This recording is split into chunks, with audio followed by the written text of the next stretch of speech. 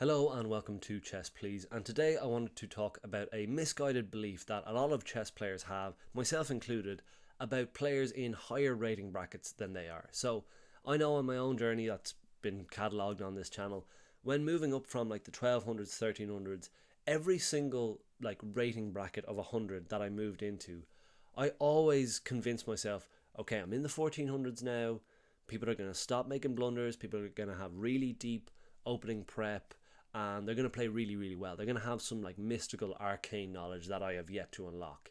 And every single rating bracket I thought that, 1500s all the way up.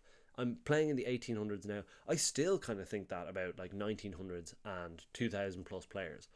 But this game I played recently against a 1900 rated player is just a perfect example of why that is just a fallacy. It just doesn't work out like that. So we jump on in. The game isn't too remarkable up until a point. We play a King's Indian, and it's a very symmetrical game for the first part. This is kind of where the book moves ends. I play a little bit passively, but just to maybe explain one maneuver I like to do here. When my opponent has a fianchetto bishop, so bishop in this little mouse house in here, I almost, sometimes without thinking, which isn't great, I like to assemble a queen and bishop battery. So I like to shift my queen over here like this, and then just jimmy out that bishop. My rationale being a fianchetto bishop is a really strong piece. There's a reason people do it. It's a great place to have a bishop.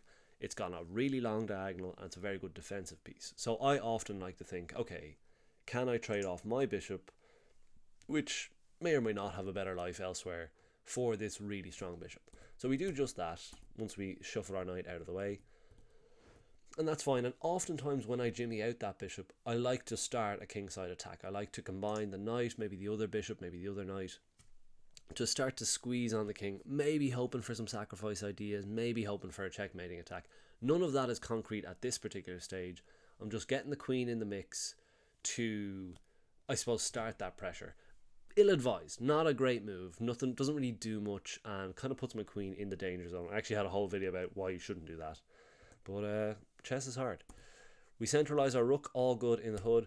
Again, this was just a little bit namby-pamby. It didn't really do much, but I was kind of thinking like maybe we'll move the knight in here. And once they push their pawn here, there's a nice little move, h3. I actually do start to see a reason for an attack, and I play what I believed to be an absolutely brilliant move. We swing our knight in here, and that's check, and it's a fork on the queen. This pawn is pinned, so they can't capture the knight, so the king is going to have to move somewhere. And where's he going to go? Because if he goes here, queen takes here is checkmate. If he goes here, queen takes here, king here, that's checkmate then because the knight is supporting. And if he just moves away, again, there's a ton of, if he moves back here, actually we can even just take this queen here. So I thought this was a brilliant move, and I was very proud of myself, and I was like, okay, great, we're going to win this game. And my opponent thought so too, and they resigned in this position. And I was ready to go and check out the game review and pat myself on the back for what was surely a brilliant move. And then I saw that this was my only blunder of the game, and some of you looking at this have been screaming at the screen the whole time because it's not a brilliant move, it's a complete blunder. We lose the game on the spot pretty much because the bishop can just take. So this was a strange case of double board blindness by myself in the 1800s, decent rating, very happy with it. Player in the 1900s making that kind of mistake. So if you think that there's some just knowledge you can't access that's keeping you out of a higher rating bracket, I think that's a pretty self-limiting belief. We're mugs all the way through. Chess is just really, really difficult.